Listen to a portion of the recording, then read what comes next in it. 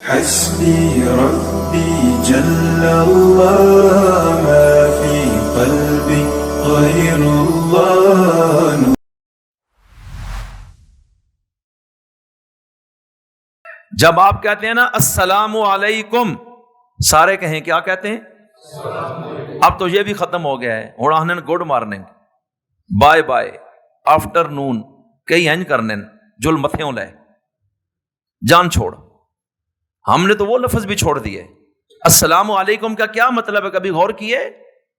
جس ماحول میں لڑائی تھی، دشمنی تھی، مقابلہ بازی، مزاحمتیں، عداوتیں، رکاوٹیں، جھگڑے، ایک دوسرے کی عزت دوسرے سے محفوظ نہیں، اس ماحول میں رسول کائنات نے جب اپنے امتی کو اس نظام میں داخل کیا، فرمایا اب تیرے ہاتھ سے، زبان سے، قلم سے، قدم سے، نیت سے، کسی عمل سے کسی کو نقصان نہیں ہونا چاہیے. لہٰذا جب بھی تم ملے گا کسی کو بھی، اپنے مسلمان بھائی کو، اس کو پہل کر کے کہے السلام علیکم، میری طرف سے تجھے سلامتی کا پیغام ہے کہ مجھ سے تجھے کوئی نقصان نہیں ہوگا. کبھی ہم غور کریں کہ صرف ایک السلام علیکم میں کیا کمال ہے. دنیا میں اس سے خوبصورت ملاقات کے وقت جملہ کسی مذہب کے پاس نہیں ہے. لیکن آج مسلمانوں کو یہ بھی نہیں پتا السلام علیکم کا مطلب کیا ہے. انگریز نے کہا اس کو چھوڑو، گڈ مارننگ کرو، بائے بائے کرو، آفٹر نون کرو، اور کئی طریقے ہیں وہ اختیار کر لو. یہ لفظ تمہارے منہ سے نہیں نکلنا چاہیے، چونکہ وہ تو بدنیت ہے، وہ اس کے اندر تو گند بھرا ہوا ہے. اس نے تو ایک پلیٹ میں کھا کے نقصان دینا اپنے ساتھی کو، اس لیے وہ زبان سے یہ نہیں کہتا تم پر سلامتی ہو.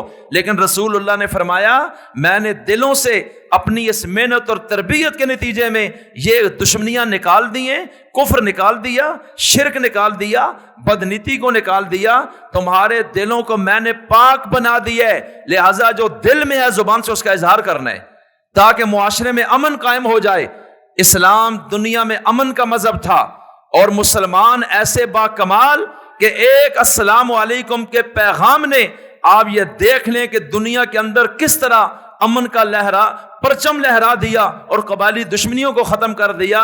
اس سے خوبصورت جملہ ملاقات کے وقت آپ کیا بول سکتے ہیں؟ ساری دنیا کے دماغ سر جوڑ لیں، اس سے بہتر جملہ ادا ہی نہیں کر سکتے. اور یہ بھی آپ کے سچا رسول ہونے کی دلیل ہے کہ یہ اللہ کی طرف سے ایک پیغام تھا کہ آپ ان کو بتائیں جب بھی ملاقات ہو تو یوں بولو السلام علیکم.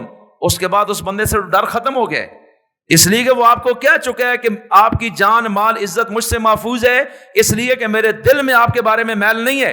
آپ کبھی مجھ پہ ایسا ڈاؤٹ بھی پیدا نہ کرنا کہ آپ کا یہ بھائی کبھی آپ کو نقصان دے گا. اور اگر آج ہم سلام کرتے ہوئے اس مقصد کو ذہن میں رکھیں کہ ہم نے کیا پیغام دیا ہے، تو ہم کبھی بھی غیبت نہیں کریں گے، ہم منافقت نہیں کریں گے، ہم اس کی عدم موجودگی میں اس کے خلاف پلاننگ نہیں کریں گے. جو کر رہے وہ دراصل بیوقوف السلام علیکم کو بھی نہیں سمجھا کہ میں نے بولا کیا تھا. سلام کرنے کے بعد اس کی کمر میں چھرا گھوم دیا ہے، سلام کرنے کے بعد اس کی عزت کو خراب کر دیا ہے، سلام کرنے کے بعد ہم نے اس کی حیثیت کو گرا دیا ہے. فرمایا یہ غلط ہے. ایک حدیث میں ہے من یبتدئ بالسلام فہو بریء من الکبر او کما قال علیہ السلام. آپ نے فرمایا جو شخص سلام کرنے میں پہل کرتا ہے کہ میں پہلے سلام کروں، اس کی یہ خواہش نہیں کہ وہ مجھے سلام کرے تو میں جواب دوں. کئی لوگ ملتے ہیں، دیکھتے ہیں، کوشش ہوتی ہے وہ مجھے پہل کرے. اس کے اندر تکبر ہے، اس کے اندر بڑا پن ہے، یہ اپنے آپ کو کچھ سمجھتا ہے، یہ بندہ ٹھیک نہیں ہے.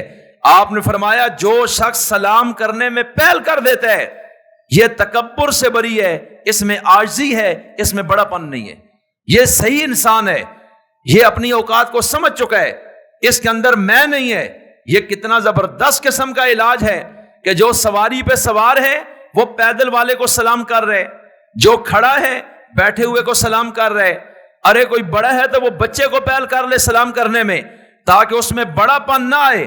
جو کار میں جا رہا ہے وہ موٹر سائیکل والے کو سلام کرے کہ اس کے دل میں یہ نہ آئے کہ میں تو اونچا ہوں، یہ مجھے سلام مارے. اور آج دنیا میں اس مسئلے میں بھی ہم نے سیاست کو داخل کیا ہے، اور ہم کتنے لوگوں کو صرف سنت سمجھ کے سلام کرتے ہیں یا ان کو پیغام دیتے ہیں.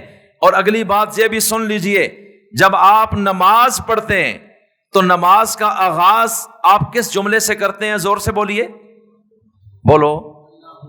اللہ اکبر کیا مطلب ہے؟ اللہ سب سے بڑا ہے. میں نے دکان چھوڑی, میں نے کاروبار چھوڑا, سیاست چھوڑی, لوگوں کو چھوڑا, سب سے نکل کے میں ادھر آ گیا. ارے کیوں آئے ہو؟ اللہ سب سے بڑا ہے, اس نے بلایا ہے. ابھی اذان ہوئی, اس نے کہا حی علی الصلاۃ, آ جاؤ میری ملاقات کے لیے. تو میں بتا رہا ہوں کہ میں نے جو کلمہ پڑھ کے کہا تھا میں سب سے بڑا اللہ کو مانتا ہوں, تو میں نماز پڑھ کے ثابت کر رہا ہوں کہ میں اللہ سے علاوہ کسی کو بڑا نہیں مانتا. میں اللہ کا تابعدار پہلے ہوں, باقی مخلوقات کا حق بعد میں ہے. اس نماز کی پہلی تکبیر نے آپ کے عقیدے اور دل میں اللہ کی عظمت کو واضح کیا ہے. لیکن پتہ ہو تو تب کہ میں کہتا کیا ہوں. اور پھر جب آپ نماز پڑھ رہے ہیں, قیام کیا, رکوع کیا, آپ نے سجدہ کیا, آپ نے جلسہ کیا, تشہد پڑھا, آپ نے قرات کی ہے, تسبیحات کی ہیں, اب آپ ارد گرد دیکھتے ہیں, ادھر بھی لوگ, ادھر بھی لوگ, آگے بھی لوگ, پیچھے بھی لوگ ہیں.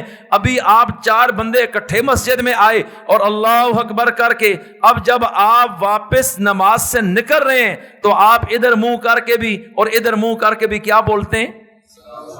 اونچا بولو. کیا مطلب ہے بھائی؟ سلام تو ملاقات کا ٹائم ہوتا ہے.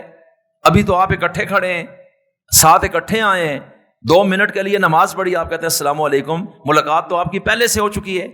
تو کیا مطلب ہے اس کا؟ اب یہ بات ہے کہ تھوڑی دیر کے لیے آپ یہ بتاتے ہیں کہ میں ادھر نہیں تھا, میں دنیا سے چلا گیا تھا, واپس آیا ہوں.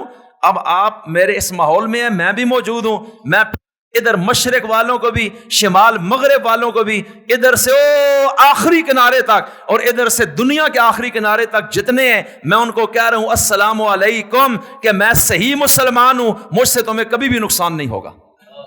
کبھی غور کیا ہم نے کہ نماز کا مطلب کیا ہے؟ اتنا خوبصورت مذہب کہ جو سلامتی کے سوا کچھ نہیں بتاتا. اب مسلمان کیسا ہے, کتنا سمجھتا ہے, اس میں ہمیں ذرا غور کرنا چاہیے.